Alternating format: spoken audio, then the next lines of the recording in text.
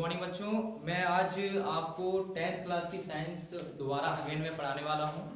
और इससे पहले मैंने आपको दो चीज़ें पढ़ा चुका हूँ, रासायनिक अभिक्रियाएं और रासायनिक समीकरण। एक बार रिवाइज हो जाए कि रासायनिक अभिक्रियाएं कैसे कहते हैं।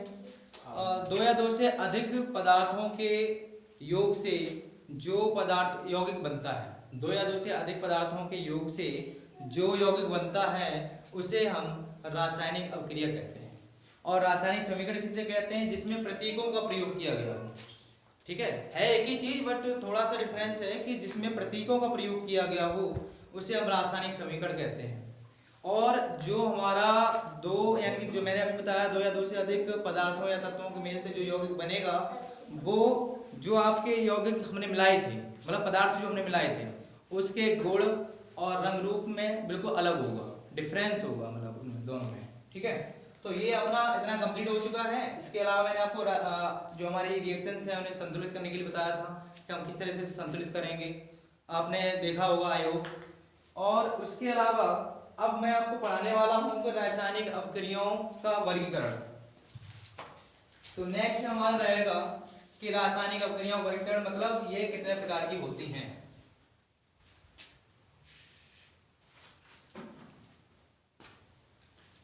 रासायनिक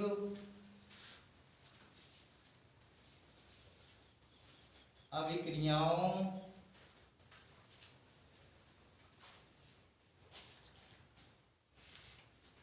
के प्रकार। ठीक है, ये जो अभिक्रियाएं हैं वो कितने प्रकार की होती हैं तो इसमें हम पढ़ेंगे। तो नंबर फर्स्ट हमारी आती है अभिक्रिया संयोजक अभिक्रिया। इसे हम संयोजन अभिक्रिया बोलेंगे, सॉरी। इसमें नंबर फर्स्ट है संयोजन अभिक्रिया।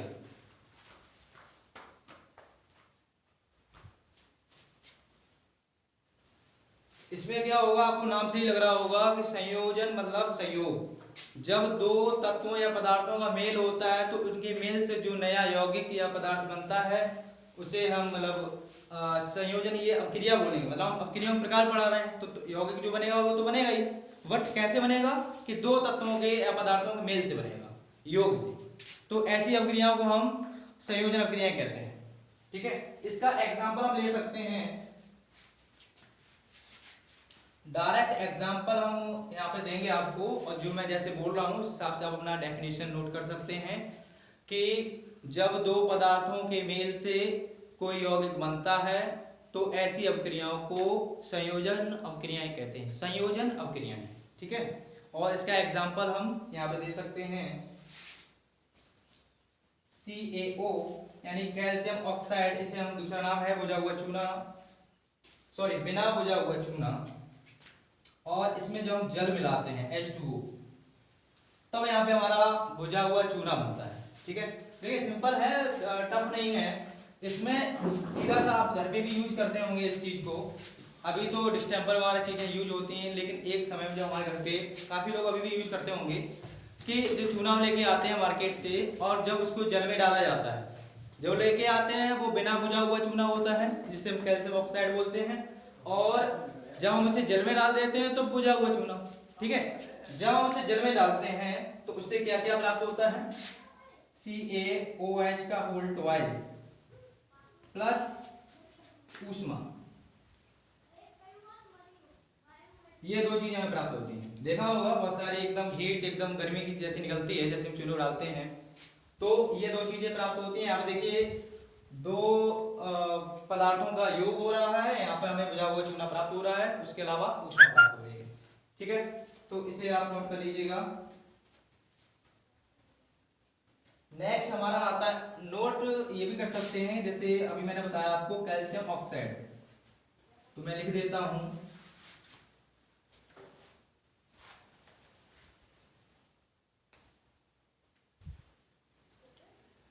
कैल्शियम ऑक्साइड और कोष्टक में बिना बुझा चूना। एक चीज और याद रखिएगा कि एक एक नंबर में इनका पूछ लिया जाता है कि नाम, कि बुझे हुए चूने का सूत्र क्या होता है, या बिना बुझे चूने का सूत्र क्या होता है, CaO क्या होता है। तो ये वाले नाम थोड़ा आप याद रखिएगा। और ये आपको पता ही है, जल है हमारा, ठीक है। ये अपक्रिया कौन सी है? संयोजन अपक्रिया। संयोजन अपक्रिया।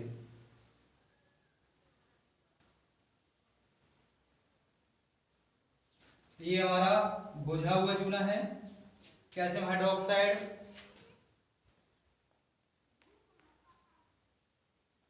बुझा चूना, ये तो लिखा ही हुआ है, ठीक है, नोट कर सकते हैं। नंबर दूसरा हमारा आता है वियोजन अपक्रिया। एक चीज और ध्यान रखना है यहाँ पर कि जैसे हमने रिएक्शंस लिख दी, एक बार इस चीज को चेक कर लेना कि यहाँ पर जो आपके परमाणु दिए हुए हैं संतुलित है या नहीं है, क्योंकि असंतुलित है तो आपकी रिएक्शंस गलत है। तो यहाँ पे Ca हमारा एक है कैल्शियम, तो इधर भी देखिए हमारा Ca एक ही है। तो इसके अलावा H2 हमारा कितना है? 2।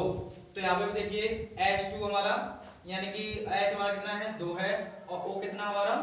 2 है, ठीक है। तो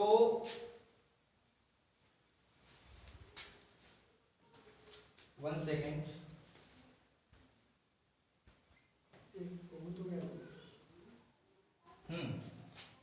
उसके अलावा एक ओ ये आपका हो गया, और एक ये है, 2 2 4 4 और Ca, ठीक।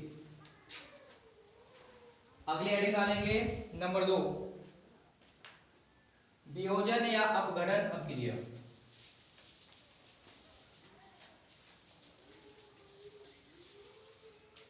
वियोजन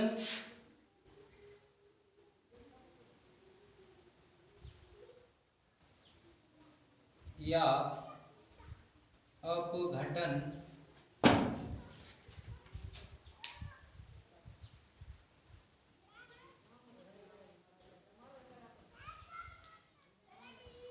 वियोजन या अपघटन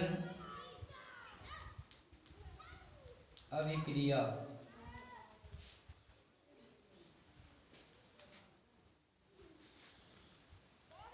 वियोजन या अपघटन अभिक्रिया उसे कहते हैं जब किसी यौगिक से कोई तत्व, या ऐसे बोलिए मैंने कल आपको बताया था कि जब कोई रिएक्शन की जाती है तो जिनके योग से कोई यौगिक बनता है उसे उत्पाद कहते हैं, और जो चीजों से मिलाने से हमारी कोई चीज बनती है उन्हें अभिकारक कहते हैं। तो सिंपल सी बात यह है कि जब अभिकारकों कोई पदार्थ होगा और उससे जब आपका कोई अभिकारक अलग हो जाता है, यानी कि कोई यौगिक जब आपका 2 या 2 से अधिक पदार्थों में विभाजित हो जाता है या अपघटित हो जाता है, तब ऐसी अपक्रियाओं को वियोजित अपक्रिया कहते हैं, वियोजन अपक्रियाएं कहते हैं या अपघटन अपक्रियाएं कहते हैं, ठीक है। तो इसमें क्या होगा, एक हमारा यौगिक होगा और उसका जो विभाजन होगा 2 या 2 से अधिक तत्वों में विभाजित हो जाएगा, तो ऐसी अपक्रियाओं को वियोजित अपक्रिया कहते हैं। इसमें रिएक्शंस हम लिख सकते हैं, लेकिन डेफिनेशन थोड़ा क्लियर कर लीजिएगा कि जब कोई यौगिक 2 या 2 से अधिक पदार्थों में टूट जाता है या बट जाता है, तो ऐसी अपक्रियाओं को वियोजन या अपघटन अपक्रियाएं कहते हैं। एग्जाम्पल हम दे सकते हैं यहाँ पर, एग्जाम्पल हम यहाँ पे नोट करेंगे, कैल्शियम कार्बोनेट यानी CaCO3 एरो। यहां पर हमारी 2 चीजें बनेंगी, एक हमारा बनेगा CaO यानी कि कैल्शियम ऑक्साइड, और दूसरा हमारा यहाँ पे प्राप्त होगा, देखिए एक चीज अगर आप याद कर लेंगे तो दूसरा माइनस कर दीजिए, बहुत ईजी है। इसमें क्या करना है, Ca देखिए आपने लिख दिया, ठीक है। इसके अलावा एक O यहाँ से निकाल लिया। अब क्या बचा, यहाँ से जब इतना निकाल लिया तो एक C बचा, एक और 2 हमारा O बचा, तो ये क्या हुआ, CO2 यानी कार्बन डाइऑक्साइड। तो यहाँ पे होगा हमारा CO2। तो यहाँ पे इनका नाम भी लिख दीजिए, कैल्शियम कार्बोनेट,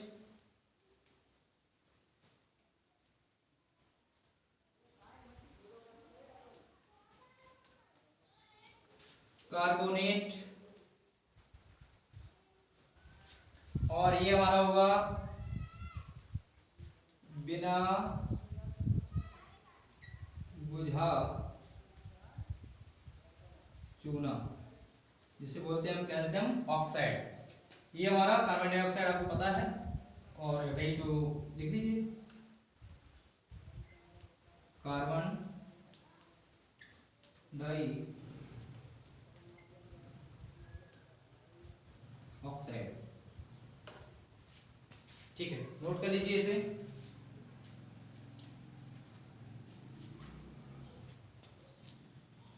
ये गैस है, इसलिए हम इसका एरो का चिन्ह ऊपर लगाएंगे, क्योंकि गैस यहां से निकलती है इसलिए।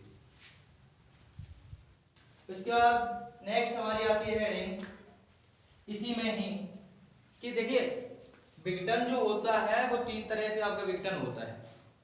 एक तो आपका होता है ऊष्मा के द्वारा, दूसरा आपका होता है प्रकाश के द्वारा, उसके अलावा आपका विघटन होता है विद्युत के द्वारा।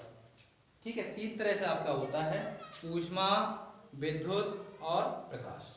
ठीक, तो इसमें हम नंबर फर्स्ट हेडिंग पढ़ेंगे ऊष्मीय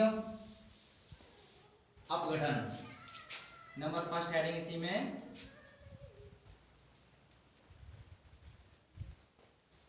ऊष्मीय अपघटन। ऊष्मीय अपघटन नाम से ही लग रहा होगा कि ऐसी अभिक्रियाएं जिसमें ऊष्मा का प्रयोग किया जाता है, उन्हें हम ऊष्मीय अपघटन अभिक्रियाएं कहते हैं। यानी कि अभी मैंने आपको बताया था सबसे पहले वियोजन या अपघटन अभिक्रिया किसे कहते हैं, इसमें एक यौगिक दो या दो से अधिक खंडों में या भागों में विभाजित हो जाता है। ठीक है, अब वो किस किस के द्वारा होता है, ऊष्मा, विद्युत और प्रकाश, इनके द्वारा होता है। तो सबसे पहले हमारी फर्स्ट हेडिंग है ऊष्मा अपघटन, यानी कि वे अभिक्रियाएं जिसमें यौगिक ऊष्मा के प्रयोग के द्वारा दो या दो से अधिक भागों में बट जाता है, वियोजित हो जाता है, अपघटित हो जाता है, ऐसी अपक्रियाओं को ऊष्मीय विघटन अपक्रियाएं कहते हैं, सॉरी अपघटन अपक्रियाएं कहते हैं।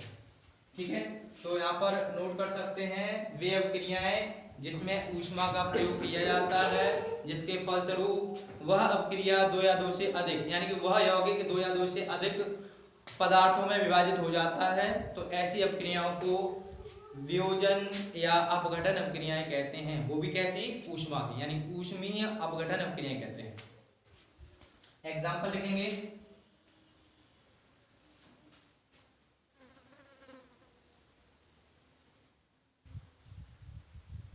वही एग्जाम्पल हम दोबारा यहाँ पे भी यूज कर सकते हैं। ठीक है, तो यहाँ पर हम यूज करेंगे CaCO3 एरो और CaO प्लस CO2। नाम मैं पहले ही आपको लिखवा चुका हूँ इनका, आप वही नाम दोबारा लिख लेंगे क्योंकि वही चीजें हैं, कोई डिफरेंस नहीं है इसमें। ऐसी अभिक्रियाओं को ऊष्मीय अपघटन कहते हैं। इस तरह की रिएक्शन जो हो रही है इसे हम ऊष्मीय अपघटन कहते हैं।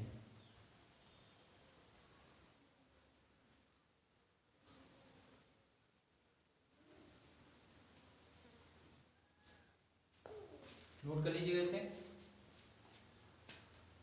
नेक्स्ट हेडिंग आती है, मैंने अभी आपको बताया था विद्युत अपघटन। नंबर सेकंड विद्युत अपघटन।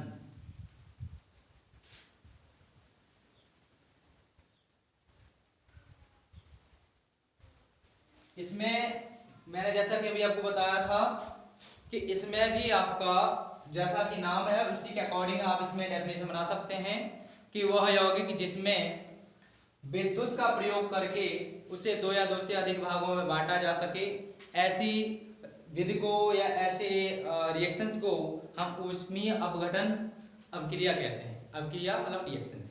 ठीक है, तो यहाँ पर आप डेफिनेशन लिख सकते हैं कि जब किसी यौगिक के जलीय विलयन में विद्युत को प्रवाहित किया जाता है जिसके फलस्वरूप वह यौगिक दो या दो से अधिक पदार्थों में बढ़ जाता है, टूट जाता है, तो ऐसी अभिक्रियाओं को विद्युत अपघटन अभिक्रियाएं कहते हैं। इसका एग्जांपल नोट कर सकते हैं।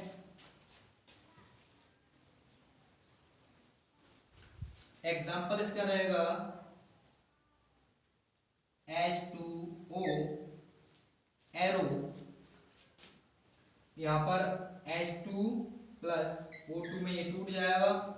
अब यहाँ पे हमें संतुलन का थोड़ा ध्यान रखना है कि जो भी रिएक्शन हम यहाँ कर रहे हैं वो संतुलित होनी चाहिए, यानी कि दोनों साइड में हमारे जो परमाणु हैं उनकी संख्या बराबर होनी चाहिए। तो यहाँ पे हाइड्रोजन हमारा कितना है 2, यहाँ पर भी 2 है, ऑक्सीजन 1 है बट यहाँ पे 2 है, इसे हमें संतुलित करना पड़ेगा। उसके लिए हमें अगर 2 लगा दें तो 2 का गुणा इसमें भी होगा, 2 दूनी 4। अब यहाँ पे देखिए यहाँ पे 2 है यहाँ पे 4, इसलिए हमें यहाँ पे 2 लगाना पड़ेगा।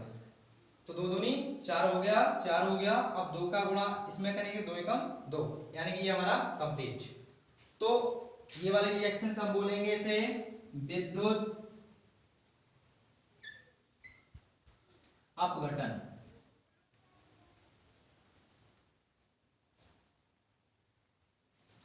नोट कर लीजिएगा, वैसे आपको इसका नाम तो पता ही होगा। ये हमारे जल है, हाइड्रोजन गैस, ऑक्सीजन गैस।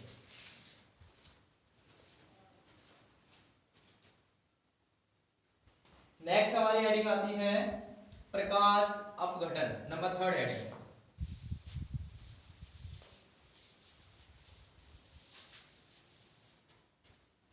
प्रकाशीय अपघटन।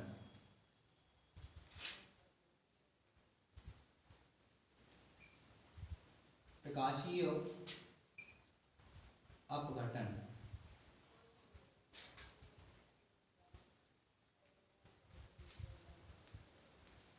प्रकाशीय अपघटन यानी कि वे अभिक्रियाएं जिसमें प्रकाश का प्रयोग किया जाए और जिसके फलस्वरूप वह यौगिक वह यौगिक 2 या 2 से अधिक पदार्थों में बट जाए, टूट जाए, तो ऐसी अभिक्रियाओं को प्रकाशीय अपघटन अभिक्रियाएं कहते हैं।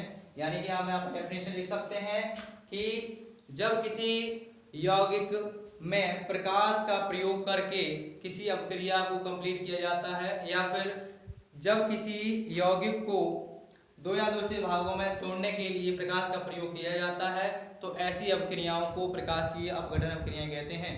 ठीक है, तो इसे आप नोट कर सकते हैं। आपको वीडियो को पॉज करके डेफिनेशन सही से लिख लीजिएगा और आप नोट्स जरूर कंप्लीट कीजिएगा। ठीक है, इसकी रिएक्शन नोट कर सकते हैं यहाँ पर।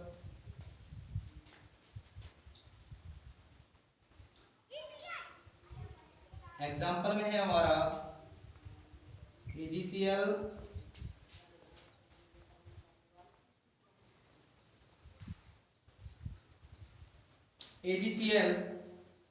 और इसे हम बोलते हैं silver chloride Ag plus Cl। ठीक है, ऐसी अब यहाँ पे देखिए ये अपक्रिया क्या बोलेंगे, इसे प्रकाशीय अपक्रिया। लेकिन यहाँ पर होगा क्या कि यहाँ पर आपका जो Ag2 है, यहाँ पर Ag2 है यानी Ag2Cl ये रहेगा यहाँ पर।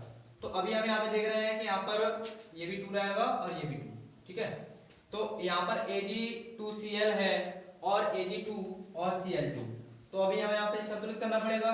तो Ag2 है 2 है, ठीक है, लेकिन Cl हमारा कितना है यहाँ पर 1, यहाँ पे 2 है, यहाँ पे संतुलित करेंगे 2 लगाएंगे यहाँ पर, तो ये हमारा 2 हो गया बट ये 4 हो गया, इसलिए हम यहाँ पे 2 लगाएंगे। तो अब हमारा यहाँ पर हो रहा है सिल्वर क्लोराइड, ये सिल्वर और ये क्लोरीन। ठीक है, ये यहाँ पर कौन सी अपक्रिया बोलेंगे इसे, या ऐसे लिख सकते हैं सूर्य के प्रकाश की उपस्थिति में, सूर्य के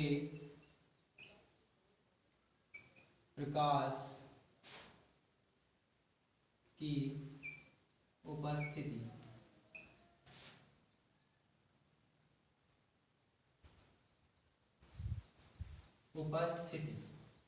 ठीक है, नोट कर लीजिए, संतुलित है पूरी तरह से।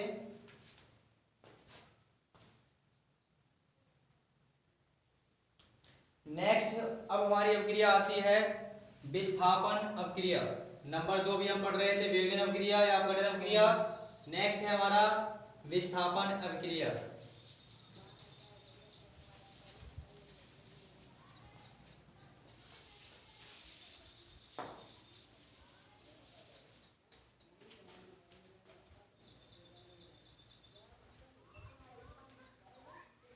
विस्थापन विस्थापन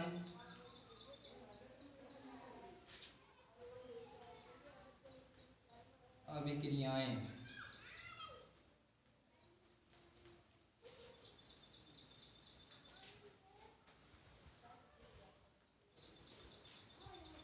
सरल है। विस्थापन मतलब ऐसी अभिक्रिया जिसमें कोई पदार्थ किसी दूसरे पदार्थ को उसके स्थान से विस्थापित कर देता है, हटा देता है और स्वयं उसका स्थान ले लेता है। ऐसी अभिक्रियाओं को हम विस्थापन अभिक्रिया कहते हैं। ठीक है, बहुत ही सिंपल है, याद रखिए। विस्थापन मतलब विस्थापित कर देना, हटा देना। ठीक है, तो इसमें क्या होगा कि वे अभिक्रियाएं जिसमें अधिक क्रियाशील तत्व या पदार्थ कम क्रियाशील तत्व पदार्थ को उसके स्थान से हटा देता है, विस्थापित कर देता है और स्वयं उसका स्थान ग्रहण कर लेता है, ऐसी अभिक्रियाओं को हम विस्थापन अभिक्रियाएं कहते हैं। तो इसे आप डेफिनेशन नोट कर लीजिएगा, एक बार रिपीट कर देता हूं। वे अभिक्रियाएं जिसमें अधिक क्रियाशील तत्व या पदार्थ कम क्रियाशील तत्व या पदार्थ को उसके स्थान से विस्थापित कर देता है, हटा देता है और स्वयं उसके स्थान को ग्रहण कर लेता है, ऐसी अभिक्रियाओं को विस्थापन अभिक्रियाएं कहते हैं। रिएक्शंस यहाँ पे लिख लीजिए एग्जांपल इसका।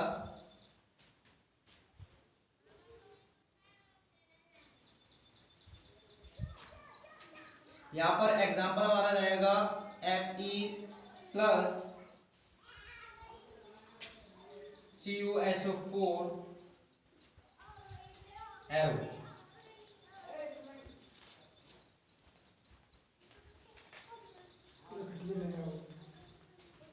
हाँ देखिएगा, यहाँ पर क्या हो रहा है, यहाँ पर कि Fe और प्लस यानी कि इसे हम फेरस भी बोलते हैं, प्लस इसका एक नाम और है जिसे हम आयरन बोलते हैं इंग्लिश में। ठीक है, हिंदी में फेरस, और ये हमारा कॉपर सल्फेट है। ठीक है, यहाँ पे होगा क्या कि जो अधिक आपका क्रियाशील तत्व है इसे कम क्रियाशील तत्व को यहाँ से हटा देगा। ठीक है, और उसकी जगह ये खुद इसका स्थान ग्रहण कर लेगा और ये यहाँ से हट जाएगा, निकल जाएगा। तो होगा क्या, फिर यहाँ पर क्या बनेगा, FeSO4 प्लस, जब यहाँ से ये निकल गया तो ये इसके स्थान पे आ जाएगा और Cu यहाँ से अलग हो जाएगा, यानी कि आपका कॉपर अलग हो गया है। ठीक है, तो ऐसी अभिक्रियाओं को विस्थापन अभिक्रियाएं कहते हैं, यानी जब कोई अधिक क्रियाशील तत्व कम क्रियाशील तत्व को उसके स्थान से हटाकर स्वयं उसके स्थान पे आ जाता है, तब ऐसी अभिक्रियाओं को हम विस्थापन अभिक्रियाएं कहते हैं। अभिक्रियाएं समझ लीजिए, एक नंबर क्वेश्चन आ जाते हैं, पूछ लेते हैं कि उपरोक्त अभिक्रिया किस तरह की अभिक्रिया है। रिएक्शंस दी होगी बट आपको वहां पे थोड़ा सा एक टिक करना होगा, एक नंबर आपका पक्का हो जाएगा। ठीक है, तो अभिक्रिया को संतुलित करना, रिक्त स्थान को पूर्ति करना और अभिक्रियाएं कितने प्रकार की होती हैं, ये विस्थापन किस तरह से हुआ, जिसे हम क्या बोलेंगे। ठीक है, इनके नाम वगैरह भी। तो यहाँ पे मैं इसे थोड़ा साफ कर देता हूँ सही से। इसे हम बोलते हैं आयरन, इसे कॉपर सल्फेट,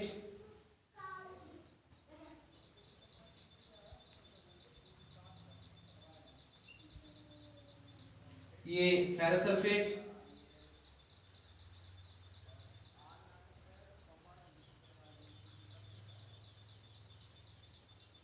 और ये हमारा कॉपर।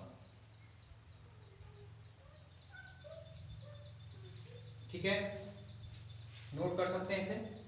इसमें भी आपके कुछ भाग आ जाते हैं, ये भी आपका कुछ भागों में बटा हुआ है। ये भी आपकी जो रिएक्शंस है दो भागों में बटी हुई है। ठीक है, एकल विस्थापन और द्वि विस्थापन। ठीक है, तो इसे आप नोट कर लीजिए पहले।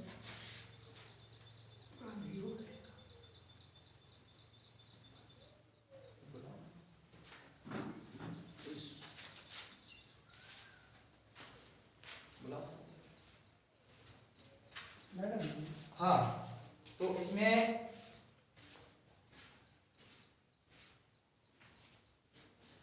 ठीक है, इसमें नंबर फर्स्ट आपका हेडिंग रहेगा, नंबर फर्स्ट हेडिंग है एकल विस्थापन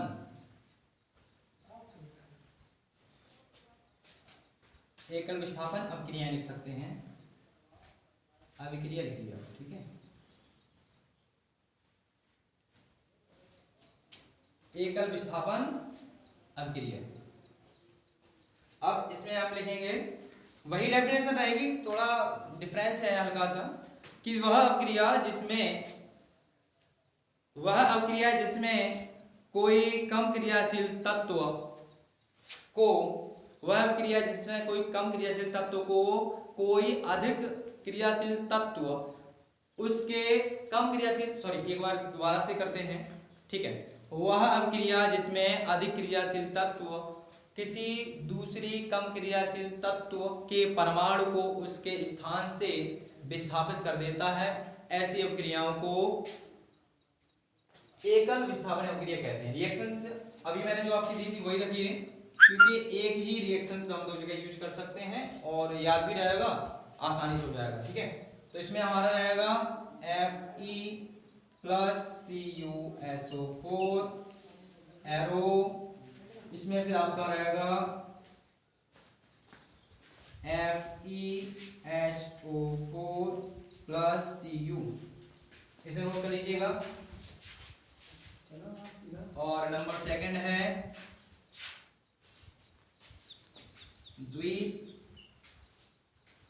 द्विविस्थापन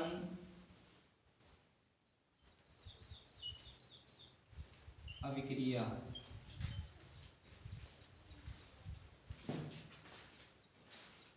द्विविस्थापन अभिक्रिया, इसे नोट कर लीजिए, इसको वाली हेडिंग डाल सकते हैं आप।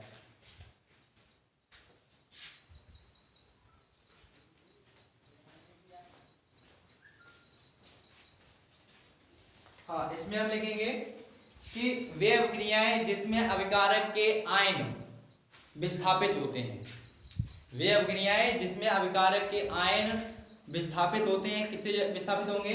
अभिकारकों से, ठीक है। वे अभिक्रियाएं जिसमें, अभी देखिए यहाँ पे क्या है, अभिकारक नहीं है दोनों, तो यहाँ से होगा क्या कि आयन आपके विस्थापित होंगे।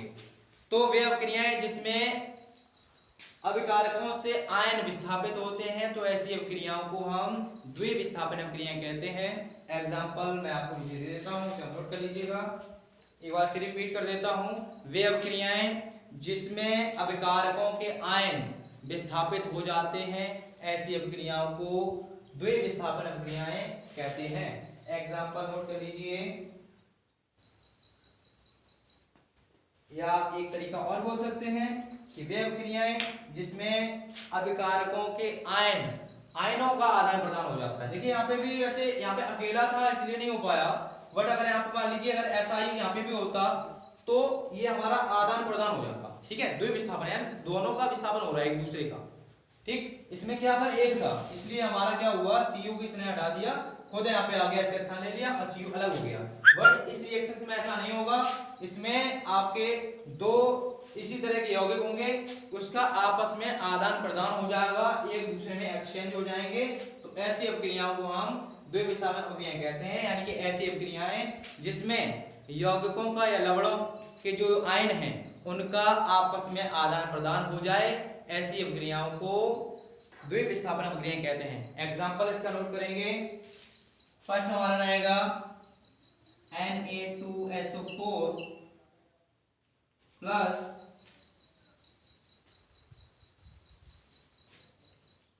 BaCl2 arrow. ये हमारा होता है सोडियम सल्फेट, ये हमारा बेरियम क्लोराइड, ठीक है। तो यहाँ पर आदान प्रदान होगा, तो यहाँ पे होगा क्या, ये आपका जो है और ये जो आपका है ये आपस में एक्सचेंज हो जाएंगे, ठीक है। तो यहाँ पर नोट कर सकते हैं ऐसे।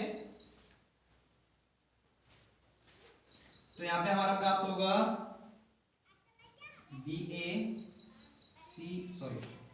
यहाँ पे हमारा पहले बनेगा NaCl, ठीक है। और दूसरा हमारा बनेगा, देखिए जब Cl हमारा यहाँ पे आ गया, ठीक है, Na जो हमारा था यहाँ पे आ गया, जस्ट इन मिनट,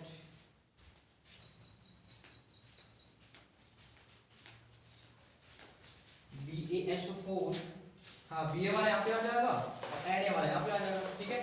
तो Ba हमारा जो था, Ba हमारा SO के साथ योग करेगा तो BaSO4 और यहाँ पर हमारा NaCl आ गया है, ठीक है। अब ये देखिए हम एक चीज देखेंगे यहाँ पे कि यहाँ पे संतुलित नहीं है हमारी अभिक्रिया, तो इसे संतुलित करना पड़ेगा। संतुलित करने के लिए हमें क्या करना है कि हमें परमाणुओं को हमें चेक करना पड़ेगा हमारे कितने परमाणु यहाँ पे दिए हुए हैं। तो देखिए NO हमारा कितना दिया है 2 दिया है और Cl हमारा कितना दिया है 2 दिया है, तो अगर हम यहाँ पे 2 लगा दें तो ये हमारा Na भी 2 हो जाएगा, Cl भी 2 हो जाएगा, ठीक है। तो इजी है। नेक्स्ट हम देखेंगे कि Ba हमारा कितना है, Ba हमारा 1 है, यानी बेरियम कितना हमारा 1 है और SO4 हमारा था ही, S हमारा 1 और हमारा मतलब 4 है। तो ये हमारा बनेगा NaCl यानी कि सोडियम क्लोराइड, इसे हम साधारण नमक भी कहते हैं, सोडियम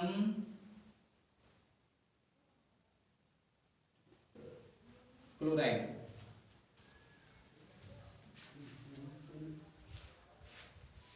साधारण नमक। और बेरियम सल्फेट,